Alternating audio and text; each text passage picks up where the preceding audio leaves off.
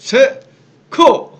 세종 코끼리 부동산입니다. 자, 오늘의 5분 토지는요, 책 얘기를 좀 하도록 하겠습니다. 작년에 읽은 책인데 초보 투자분들에게 아주 시금석이 될 만한 책이라서 여러분에게 안내드립니다. 구만수 박사인데요, 토지 투자 모르면 하지마, 이런 내용입니다. 워낙 토지는 사기도 많이 당하고 토지에 대해서 잘 모르면서 투자를 의뢰하는 분이 하도 많아서 구만수 박사가 하도 답답해서 바로 토지 투자 모르면 하지 마라, 이런 책을 썼습니다. 얼마나 답답했으면 하지 마라 이렇게 했습니까? 이 중에서요, 읽어보니까 정말 괜찮은 내용이 있어서 여러분에게 오늘 5분 토지에서 공유해 드리도록 하겠습니다. 초보자도 성공할 수밖에 없는 토지 투자 방법. 자, 여러분에게 제 얘기가 아니라 박사님의 얘기를 말씀드리도록 하겠고요. 그리고 저희 인사이트도 여러분과 함께 나누도록 하겠습니다. 자, 첫 번째 챕터는요, 기본적으로 토지에 접근할 때 싸고 좋은 땅은 없다, 이렇게 생각해야 됩니다. 왜냐하면 싸고 좋은 땅은 그 지주의 지인들이 다 가져간다. 그러면 또 공인중개사가 또 가져간다, 이렇게 생각하셔야 돼요. 그래서 실질적으로 땅이라는 거는 우리가 냉정하게 판단하면 시세의 물건을 사되 그 시세보다 이거를 더 가치 있게 팔 수 있을까라는 시선으로 봐야 될 것 같습니다. 그리고 아주 특별한 경우가 아니고서는 보통 경매에 나오는 물건들은 사실 물건이 좀 좋은 물건이 아닐 가능성이 굉장히 많죠. 복잡하고 보이지 않는 위험들이 섞여 있는 겁니다. 초보 투자자들이 경매에 다가서기는 좀 어렵다고 생각하고요. 결국은 요즘 트렌드는 시세에 나와 있는 물건을 바가지 쓰지 않고 시세만 사도 좀 가치 있게 만들어서 다시 되팔 수 있는 이런 방법들을 모색해야 되지 않을까, 그런 생각이 듭니다. 구만수 박사님이 말하는 투자자로서 토지를 접근할 때 이야기입니다. 첫 번째 투자 원칙은 뭐냐면요, 누가 내 물건을 사줄지 고민하라, 이게 첫 번째입니다. 토지를 살 때부터 어떻게 팔 것인가라는 고민을 먼저 하고 접근한다면 이 땅을 5년 뒤에 살 사람이 있을까라는 생각을 해보라는 거죠. 출구 전략이 보였을 때 이 땅을 사라는 얘기입니다. 자, 그러니까요, 내가 이 땅을 샀을 때 매수자들이 많아야 된다는 거죠. 그래서 내놓으면 바로 팔릴 수 있는 위치에 있는 땅이라는 거죠. 내가 산 땅 가까이에 산단이 들어온다든지 관광단지가 개발이 된다든지 택지가 개발된다든지 이런 개발 산업이 진행되는 가까운 데가 좋다는 거죠. 그러면 자연적으로 인구가 몰려들게 될 거고 교통 인프라도 좋게 되잖아요. 내 땅이 효용가치가 있는가, 바로 효용가치를 한번 생각해보고 몇 년 뒤에 내놨을 때 쉽게 팔릴 만한 땅이다라는 그런 확신이 들 때 땅을 사라는 얘기입니다. 그래서 이런 얘기를 합니다. 헷갈리면 신도시가 개발될 때 개발 내에 있는 이주자택지나 협의자택지도 괜찮다, 이렇게 얘기를 하는 거죠. 최근에 세종시의 이택 협택들이 실제로 많이 매도가 되고 있잖아요.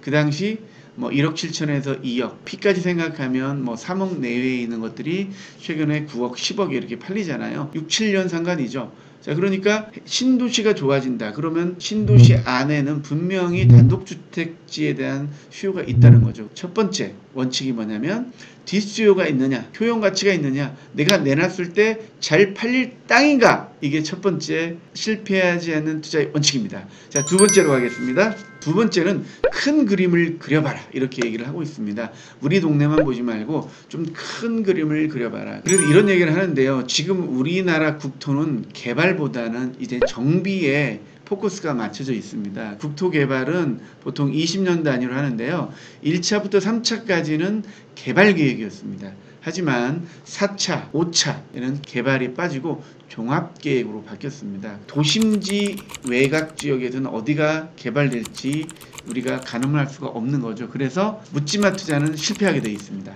도시기본계획, 도시관리계획에 대해서 관심을 갖고 보고요, 거기에 들어있는 토지이용계획 그리고 인구 배분 계획들을 잘 살펴보면 투자할 때가 보인다, 이렇게 말씀하는 거죠. 큰 그림을 봐라, 두 번째로 말씀하고 있습니다. 세 번째는 누구나 알고 있는 인구가 몰려가는 곳으로 가랍니다. 이것도 큰 그림으로, 큰 틀로 이해하라 할 수가 있겠는데요. 그런 의미에서 세종시는 매력적인 투자처다, 이렇게 얘기할 수가 있는 거죠. 인구 유입률이 가장 많고요, 또 성장률도 가장 많습니다. 지금 36, 7만인데요. 앞으로 80만, 심지어는 100만까지도 바라보고 있는 도시가 바로 세종시잖아요. 세종시 같은 경우는 서부생활권에 가장 인구가 많이 배분되어 있고요. 연서면과 북부, 여기가 비도시 지역에서 가장 인구가 많이 늘어납니다. 지켜봐야 될 곳이 아닌가, 이렇게 생각이 드네요. 네 네 번째는 교통이죠. 교통망과 함께 돈도 같이 깔리게 됩니다. 기반 시설이라는 것은 상당히 많은 의미를 내포하고 있는데요. 부동산이라는 건 부동성을 갖고 있잖아요. 움직이질 못해요. 물론 증가하지도 않죠. 부증성도 있지만 이 교통이 깔리게 되면 이 부동성을 좀 해소할 수가 있죠. 서울하고 가까운 데가 GTX가 뚫린다든지 KTX가 뚫리면서 역기경 현상도 일어날 만큼 이 부동성을 좀 해소해 줄 수 있는 거죠. 고속도로가 깔린다든지 전철이 깔리다든지 이런 것들은 굉장히 호재죠. 이 부동성을 해소할 수 있는 교통망, 이것도 굉장히 중요하다라고 말 수가 있습니다. 그래서 국가균형발전 5개년 계획이 있습니다. 국가균형발전 프로젝트를 보면 예타가 면제돼서 발전시키는 곳이 있습니다. 국가균형발전 프로젝트는 민간 사업이 아니고 국가가 하는 재정사업이기 때문에 중단될 염려가 없습니다. 내가 살고 있는 지역과 가깝게 이렇게 국가균형발전을 하고 있는 곳이 있으면 눈여겨보라는 거죠. 국가철도망 계획 그리고 고속도로 건설 계획 이런 것들도 모두 다 이런 국가균형발전 프로젝트와 관련이 있기 때문에요. 내가 살고 있는 곳과 이렇게 개발되는 곳 그리고 개발이 완료돼서 뭐 IC 가까운 곳 이런 곳들을 이제 선점할 수가 있는 거죠. 국가균형발전 프로젝트가 어디서 진행되고 어떤 일이 진행되는지 파악을 해서 국가가 진행하는 거기 때문에 이거는 완료된다는 확신이 들면 그게 완료됐을 때에 인구가 몰려올 수 있는 곳, 활성화될 수 있는 곳이 어딜까라고 한번 쾌수잔막을 해보는 거죠. 이런 공부들이 필요하다. 여러분에게 말씀드릴 수 있습니다. 자, 다섯 번째입니다. 다섯 번째는 아주 중요한 건데 우리가 이렇게 표현했네요. 인구가 줄어도 서울대 미달 안 된다. 시골이 아니라 도시에 투자해라 이렇게 말씀드리고 있는데요. 많은 분들이 큰 토지를 사서 어떤 대박의 꿈을 꿀 때는 외곽지를 많이 찾습니다.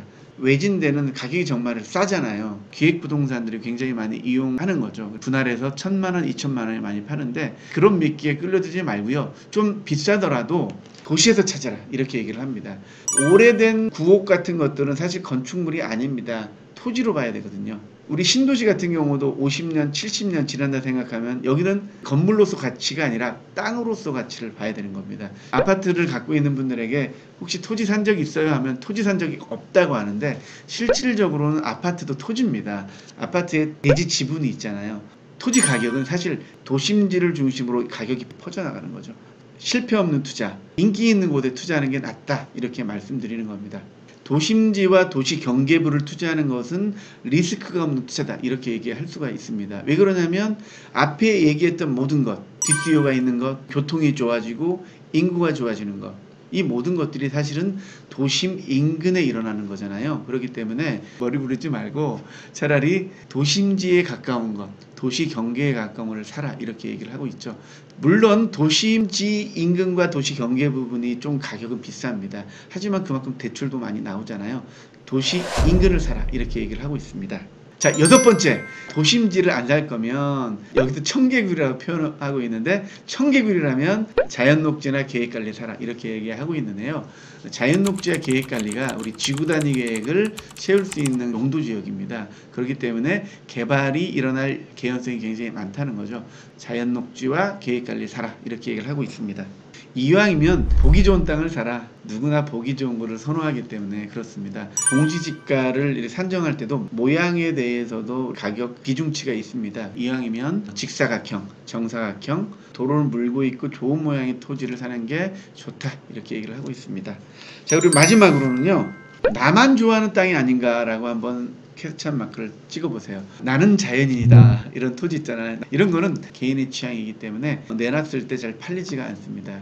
물론 이제 토지는 무조건 투자하려고만 사는 게 아니죠. 요즘은 힐링의 목적으로 많이 사기 때문에 지금 얘기하는 거는 투자자로서 토지를 바라볼 때의 자세입니다. 누구나 좋아하는 땅인가? 다시 한번 물어보라는 거죠. 전체적으로 책을 봤을 때 토지 공부 경력이 수십 년 공부를 했고 투자 많이 해본 분들은 뭐 어떤 땅이든 농림지역이든 임업용 산지든 사서 본인들이 정확하게 개발을 해서 수익을 낼 수 있겠지만은 일반 투자자 내가 토지에 대한 공부가 전혀 없는 분들이 안전하게 살 수 있는 땅은 결국은 도심지에 가까운 땅 그리고 리스크가 없는 땅, 인구가 몰려들고 교통이 몰려드는 땅 그런 땅인 것 같습니다.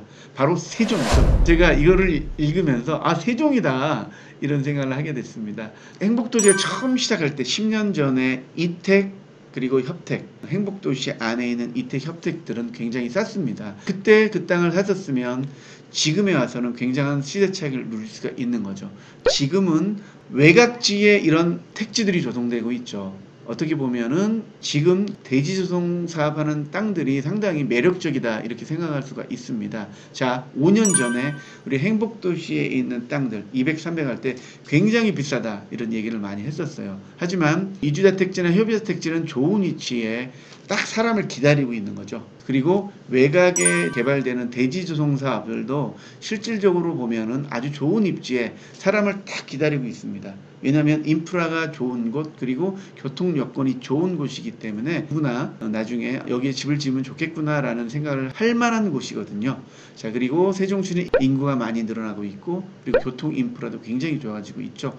판단도 굉장히 많이 들어서고 있기 때문에 이런 모든 여건들을 봤을 때 새로운 서울이 될 세종시 아직도 투자가 늦지 않았다 이런 생각을 하게 됐습니다.